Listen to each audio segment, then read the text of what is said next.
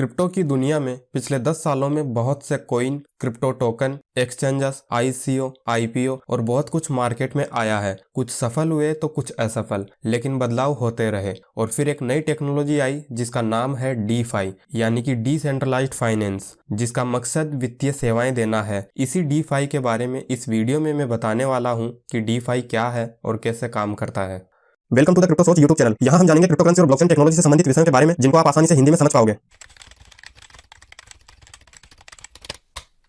तो सबसे पहले ये समझना जरूरी है कि डीफाई क्या है और कैसे काम करता है। तो जैसा हम सभी जानते हैं कि टेक्नोलॉजी की दुनिया में रोज कुछ नया होता रहता है, जिसमें इन दिनों एक नई टेक्नोलॉजी डीफाई का नाम भी निकल कर आता है, जिसे डिसेंट्रलाइज्ड फाइनेंस कहते हैं। इसमें डीफाई को समझने से पहले ये समझना पड़ेगा कि फाइनेंस क्या होता है। तो हम जो भी आर्थिक सेवाएं लेते या देते हैं, जैसे कि बैंक से लोन लेना या बैंक में पैसा जमा कराने पर ब्याज लेना, ये सभी फाइनेंस जैसी यानी वित्तीय सेवाएं हैं। और आप ये भी जानते हैं कि ये सभी तरीके की फाइनेंस सेवाएं जो होती है वो किसी न किसी के अंडर में होती है, यानी उन पर किसी न किसी थर्ड पार्टी का कंट्रोल होता है, जैसे कि आरबीआई जो कि सभी बैंक्स को कंट्रोल करता है, या फिर कोई नॉन गवर्नमेंट फाइनेंशियल इंस्टीट्यूशंस। तो ये सब अपने फाइनेंस सिस्टम में बदलाव कर सकते हैं, कुछ चीजें हटा सकते हैं तो कुछ नई चीजें लागू कर सकते हैं, जिसको हम सभी को मानना भी पड़ता है, हमारे ना चाहते हुए भी। इसके अलावा हम जो भी अपने पैसे इनमें डिपॉजिट करके रखते हैं, ये सब उस पैसे को कैसे इस्तेमाल करते हैं वो हमें पता नहीं रहता है, और इनकी आर्थिक स्थिति कैसी है वो भी हमें नहीं पता रहता, और हम चाहकर भी ये सब पता नहीं लगा सकते हैं, क्योंकि ये सभी सेंट्रलाइज्ड है। इसलिए ये सब उनके ऊपर ही है कि वो कितनी अंदर की बातें पब्लिक को बताएगी और कितनी नहीं।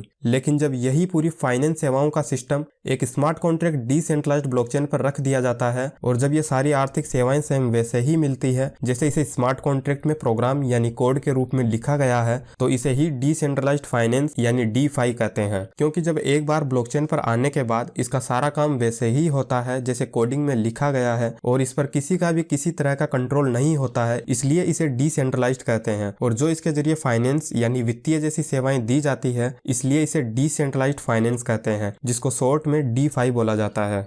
डीफाई का मकसद एक ऐसा फाइनेंशियल प्लेटफॉर्म बनाने का है जो कि ट्रस्टेड हो और किसी का उस पर कंट्रोल नहीं हो। वैसे तो डीफाई में इन्वेस्टमेंट जैसी फाइनेंशियल सर्विसेज की ज्यादा इंपॉर्टेंस है, और अगर आप एक फाइनेंशियल एडवाइजर हैं तो आपके लिए डीफाई के कॉन्सेप्ट को समझना ज्यादा जरूरी है। तो डीफाई इंपॉर्टेंट क्यों है, उसकी यही वजह है कि इस पर किसी का कंट्रोल नहीं होता और इसको दुनिया के किसी भी कोने से एक्सेस किया जा सकता है। इसके अलावा इसमें कोई भी भाग ले सकता है।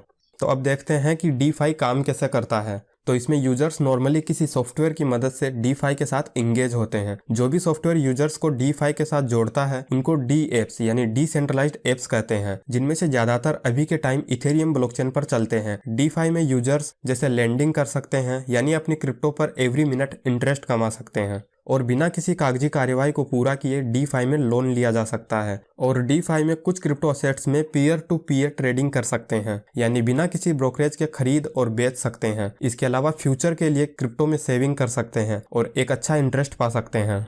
अब जैसे इसको एग्जाम्पल से बताऊं तो मान लीजिए किसी यूजर ए के पास कुछ क्रिप्टो है, आप कुछ भी नाम मान लीजिए अपने हिसाब से, एंजल, प्रिया, कोई भी, और ये एंजल या प्रिया है, या फिर ये यूजर ए जो कि अपनी क्रिप्टो पर ब्याज कमाना चाहता है। तो यूजर ए क्या करेगा कि किसी डी एप सॉफ्टवेयर की मदद से अपनी क्रिप्टो को डीफाई के स्मार्ट कॉन्ट्रैक्ट में डिपॉजिट कर सकता है, और बदले में मंथली या ईयरली के अकॉर्डिंग ब्याज कमा सकता है। और दूसरा, जैसे किसी को भी लोन चाहिए, जैसे यूजर ए को ही तत्काल पैसे की जरूरत पड़ती है और ए के पास कुछ क्रिप्टो है जिसको ए बेचना नहीं चाहता है, तो यहाँ यूजर ए अपने क्रिप्टो को डीफाई के स्मार्ट कॉन्ट्रैक्ट में गिरवी रखवाकर बदले में कुछ पैसे लोन पर ले सकता है, और सही समय आने पर लोन का पैसा जमा करके अपनी गिरवी रखी क्रिप्टो को वापस ले सकता है। तो कुछ इस तरह स्मार्ट कॉन्ट्रैक्ट ऑटोमेटिकली काम करता है। स्मार्ट कॉन्ट्रैक्ट के बारे में और ज्यादा जानने के लिए आप इसकी इस डिटेल वीडियो को देख सकते हैं।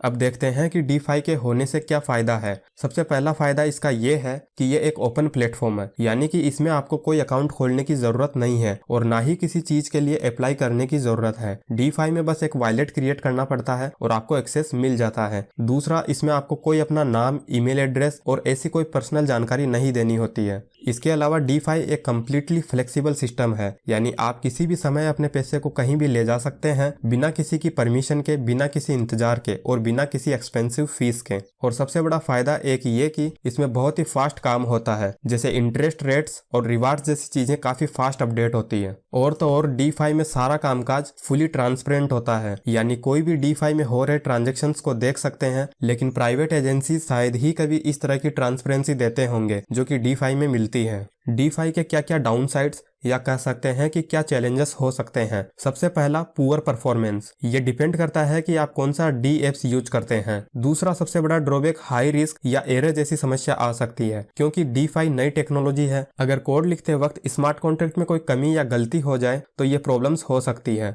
इसके अलावा यूजर एक्सपीरियंस थोड़ा खराब हो सकता है, क्योंकि ज्यादातर लोग ट्रेडिशनल सिस्टम को ही फॉलो करते आ रहे हैं, तो ये उनके लिए नया है। और DeFi में अगर आप अपने पासवर्ड या प्राइवेट कीज को खो देते हैं तो वॉलेट में रखे पैसे को आप खो सकते हैं, क्योंकि यहाँ बीच में कोई थर्ड पार्टी कंट्रोल करने वाली नहीं है कि आप उनसे कॉन्टेक्ट करके अपने वॉलेट का एक्सेस ले सको। इसलिए बहुत जरूरी है कि आप अपने वॉलेट की कीज को संभाल कर रखें।